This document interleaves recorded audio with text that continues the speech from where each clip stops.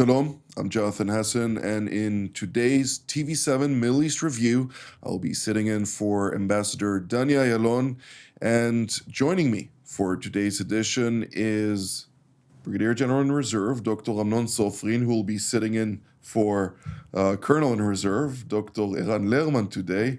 Dr. Sofrin, everybody is probably familiar with him already, as he is frequently on other TV7 productions, but nonetheless, to those who are not, he is formerly the Chief of Intelligence at the Israeli Mossad intelligence agency, as well as a senior officer at the IDF Intelligence Directorate, and one of the brilliant minds that Jerusalem has to offer. Even though he's not a Jerusalemite, nonetheless, we do take credit for him here.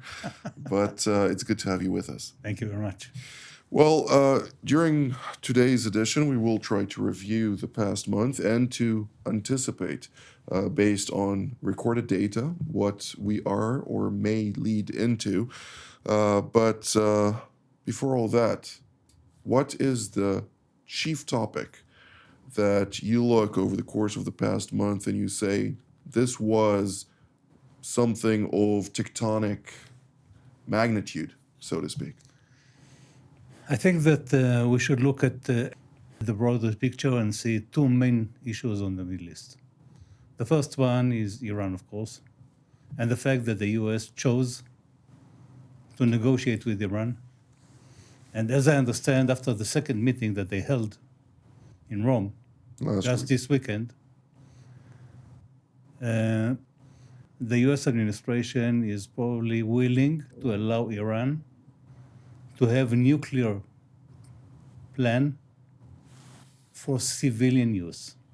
That means enrichment for a low level of 3.67%, and not more than that, and not to demolish the whole infrastructure as Prime Minister Netanyahu thought and required.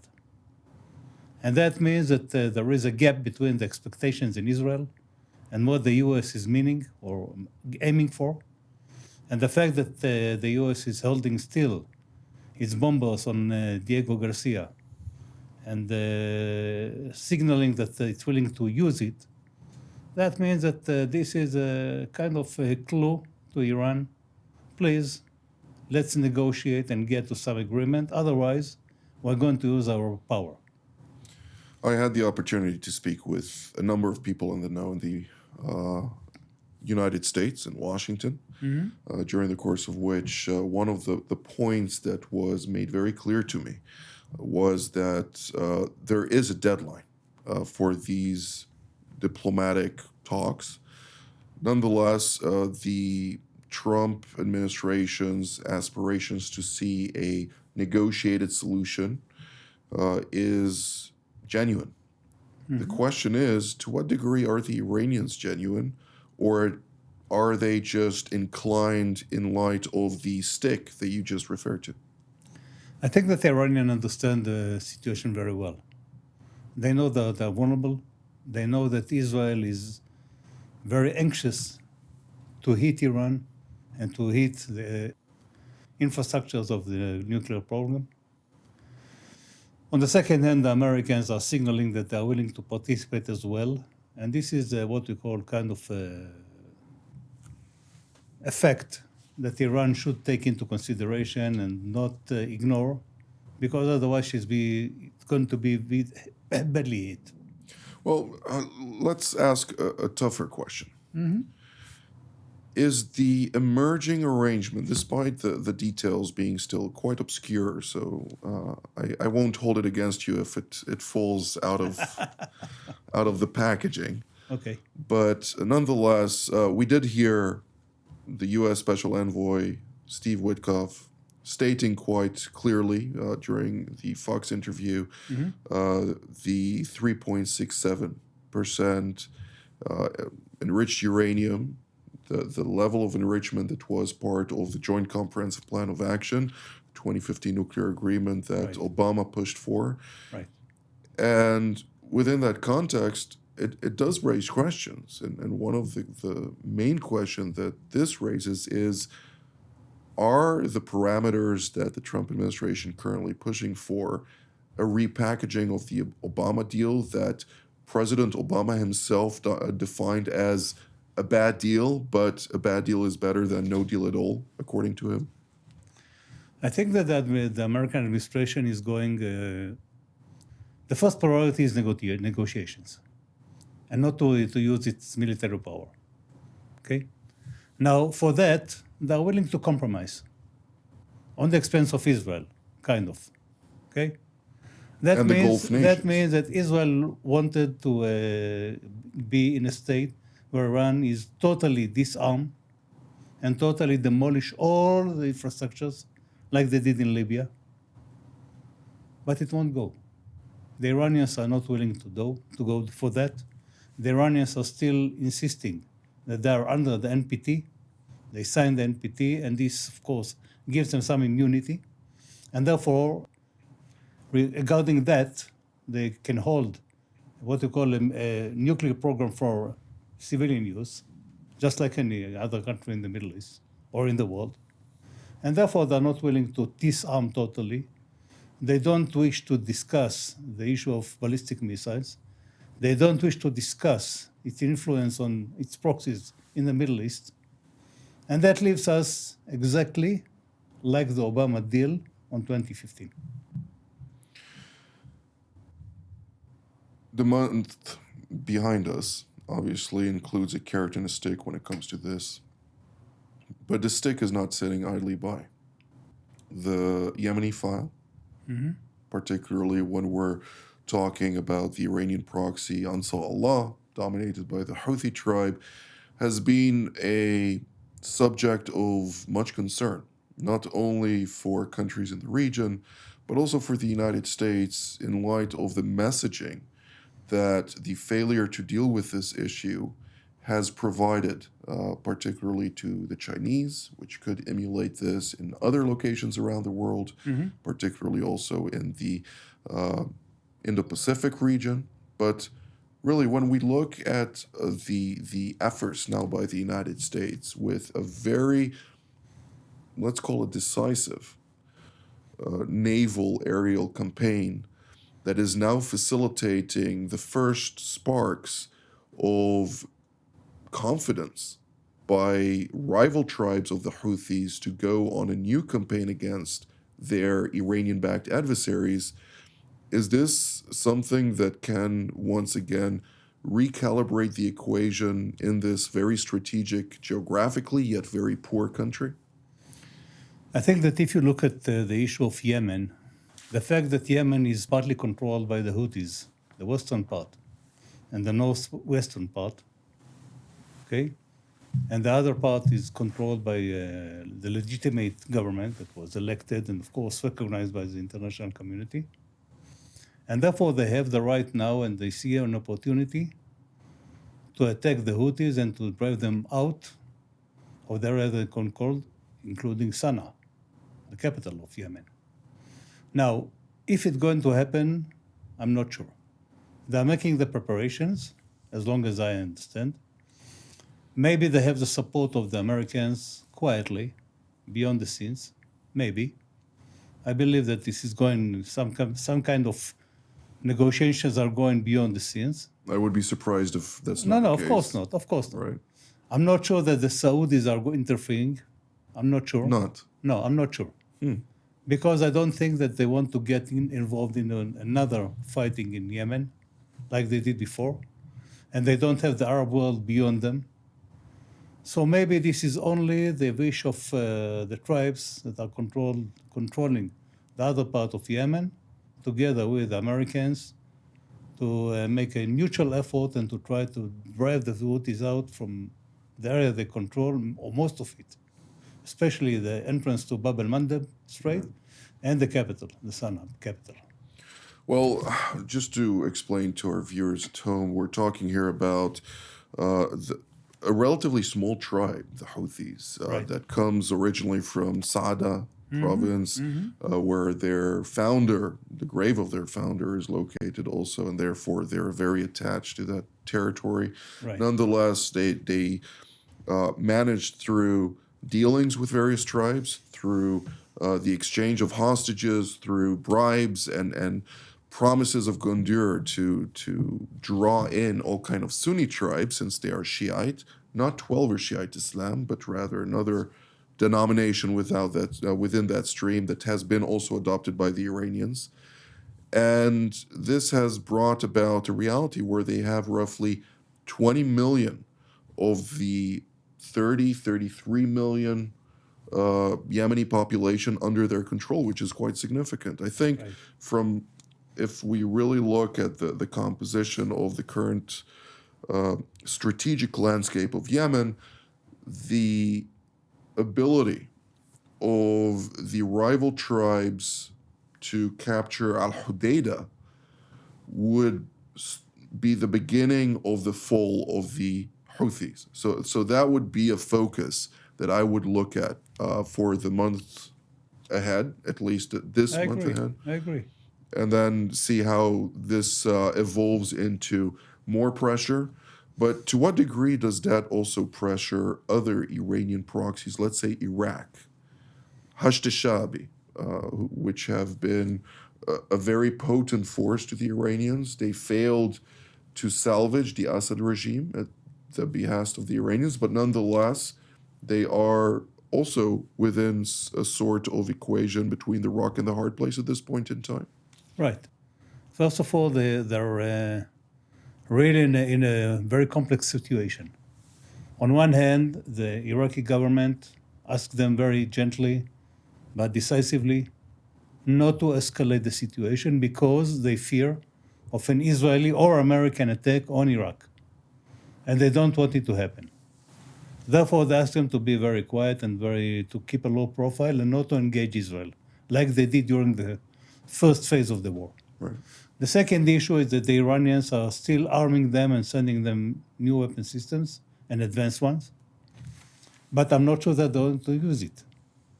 Unless if Iran is going to be attacked by Israel or the United States, or both of them, as a mutual effort, then I believe that they will react, because this is the only option the Iranians still have of its proxies to engage Israel without directly hitting Israel by the Iranian missiles. To what degree does the Iraqi Prime Minister, Mohammad Shia al-Sudani, control his country? I mean, the Baghdad central government is naturally the so-called hegemon of Iraq of today, but nonetheless, we do look at the broader picture of this country, a country that, according to all previous intelligence assessments, should have been the main battleground between the United States and Iran. Right. But at the same time, we are seeing now a new approach by the Trump administration, where he brought an end to the waiver policy of Iranian capacity to sell energy, various energy products, but particularly electricity, to the Iraqis, which amounted to billions of dollars flooding into the coffers of the Islamic Republic. And this has now shifted the Iraqis to check for alternative sources, including one of those clients being Azerbaijan. Right. Is this not putting Iraq in a course of collision with the Iranians? I'm not sure that it's going to be in the course of collision, because the Iranians are so occupied with other things that Iraq is not their main concern. Okay? If the Americans and the Israelis are threatening to attack and destroy their nuclear facilities and other strategic facilities, this is the main concern, not Iraq. Iraq is second in its importance to the Iranian regime. Therefore, I don't believe that this is a state of collision between those two, or course of collision between those two countries. But if the Iraqis will try to stand against the Iranians, they will try to hit them back, but later on. Do they have the capacity to do so, though? Not that much. Not that much. The Iranians are depleted when we're talking about their offensive capabilities.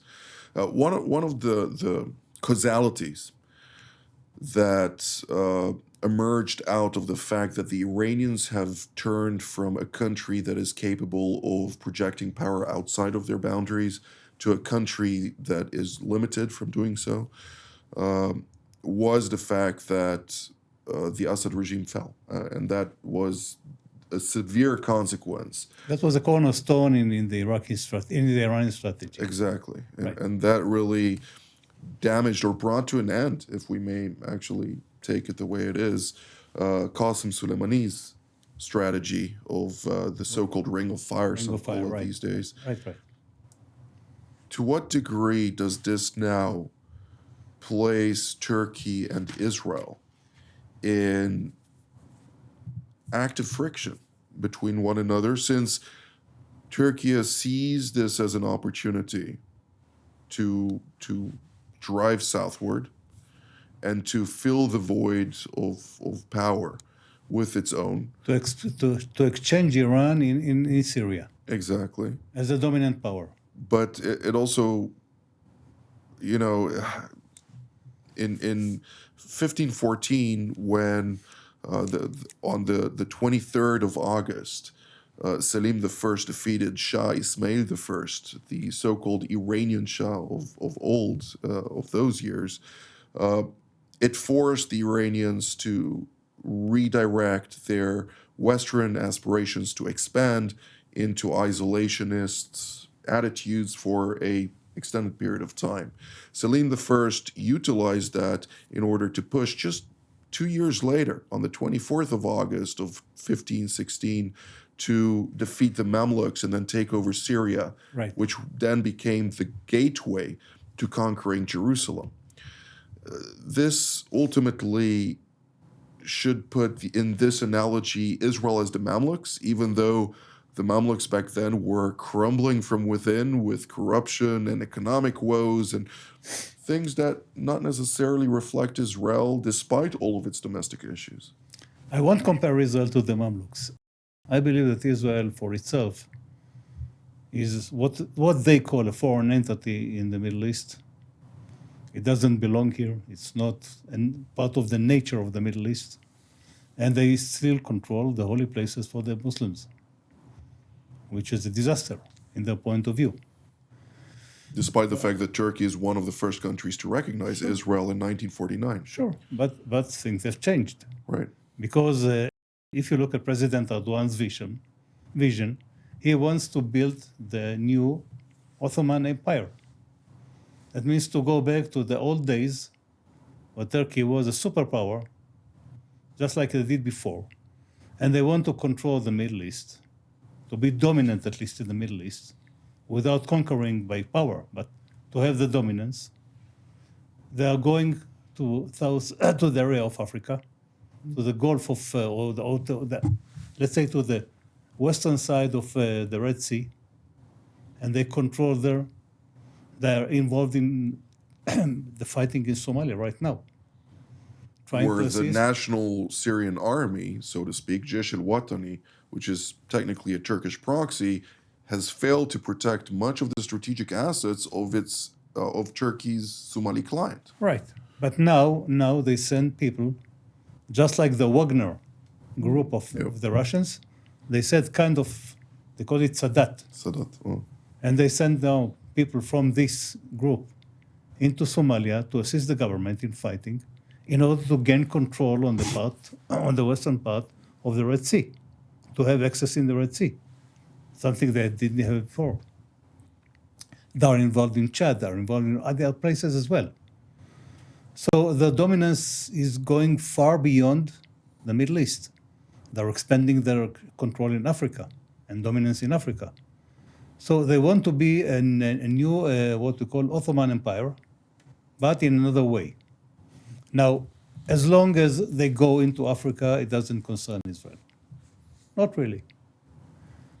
The fact is the friction is only on the soil of Syria. That means they, of course, are the dominant power today in Syria. They are very good. They have very good relations with al-Julani. And they want to maintain that, and they want to expand their control. They wanted to build some new garrisons, military garrisons, on the northern part of Syria. Israel demolished part of them to deny them from doing that. And Israel sent the message that they do not go south out of Damascus. Do not employ any force south of Damascus because we won't allow that. Now there are negotiations going on between Israel and between Turkey, two delegations. It was held in Baku. It's not the first one and not the last one. Baku, Azerbaijan. Yeah. And now they're trying to get into some equation like we had before with the Russians. That means to allow us or to ignore the fact that we are going to attack some targets inside Syria if needed without you interfering. I mean, coexistence on the soil of Syria. Well, there are clear red lines that Israel has established. Right. And Right. Al-Julani, despite what some may say, he was always the pragmatist also when he was in Al-Qaeda. Right. If people want to put things in the left or right equation, he was the woke left of the Al-Qaeda murderous Right. organization. Right. I agree. And since he was always in that corner, people tend to think that he might be able to get reformed. I highly doubt that, considering his very successful rise to power within the ranks of Al-Qaeda, within the ranks of the Islamic State. His ideology has not shifted. And the people underneath him, I have many conversations on this specific topic, also with the Turks and also with others. And every time I say, okay, why does he not then in the field or in one of the things forego or at least show some leniency towards Christians, towards the Druze, towards other of the minorities in Syria? And they say he cannot do so because the people underneath him who joined him from Al-Qaeda, from Jabhat al-Nusra or the other organizations there, Are more extreme. are far more extreme than him. And if he does not heed their words, they will depose him. And that would plunge Syria into a new civil war. I don't believe that to be the case, but that is what they genuinely believe, because I think that Turkey here is betting on a losing horse. I don't agree with that analysis, and I'll tell you why. He's going for some agreement with the Kurds in the north. He's trying to get into some agreement with the Druze on the southern part of Syria. That means the first two, or the more important minorities in Syria, he's dealing with them, trying to get to some agreement that will enable coexisting, and the country will go on like it used to be before. Okay? The second issue is going very much abroad to Arab countries. He's invited right now to a summit that will be held in Baghdad. Something that never been done before. They didn't want to see Bashar Assad in Iraq. Qatar didn't want. Qatar didn't want. Okay. The rest of the Arab League was very active, and the only thing that put them on bay was the Caesar Act. And I to remind reinforce I remind you that the last summit of the Arab League in Saudi Arabia, the Iranians pushed very hard to get Syria back into the Arab League. And when Bashar Assad came to Saudi Arabia and began he gave his speech, many countries left that is true. the whole. Yeah. They didn't want to listen to him. Right. They didn't want to accept him. Now it's a new deal. It's a new government. It's a new reality. And I believe that they're giving him a chance. Now, two main countries are very interested in getting control inside Syria and dominance inside Syria. The first one is Turkey. The second one is Saudi Arabia. Yep. Mainly for what we call financial calculations. That means each one of them can invest a lot of money and can get a lot of benefit out of that, trying to reconstruct the country. And this, of course, assisting. Well, Turkey can't invest, but it has the capacity to establish the infrastructure necessary Right. to make a lot of money. Right. Yes. So these both two countries, I believe, these are the two countries that will be most dominant inside Syria. And this is a new reality we're going to face. And of course, we have to wait and see how much this country is stabilized and what comes next. Two things that we must say because we have run out of time and there's still much to talk about, unfortunately, this past month. The ongoing negotiations, there's still 59 hostages in Hamas captivity. We need to remember them every moment of every Correct. day and until they're released. And we need to make sure that there's continued pressure on Hamas until this happens, both on the international level as well as on the regional and local levels. Another point that we need to highlight is Judea and Samaria, ongoing counter-terror operations at full force, something that we also need to keep a very close eye on. And the last point, Lebanon. Lebanon has the biggest chance for at least the 3 decades, the 3 last decades. That means that if the government and the new president will take advantage of the situation, that Hezbollah is weakened, it doesn't get much supply, new supply, and to try to minimize its capabilities and to try to minimize its influence, Lebanon will gain big time. That is absolutely. That's an understatement. But this is all the time that we have for this edition of TV7's Middle East Review. I'd like to immediately thank you, Dr. Sofrin. It was a pleasure. The pleasure is all ours and mine. And I'd like to thank all of you at home as well. Until our next edition of TV7 Middle East Review, next time, most likely, again, with Ambassador Danya Yalon and Dr. Iran Lerman from us here in Jerusalem, wishing you a good week.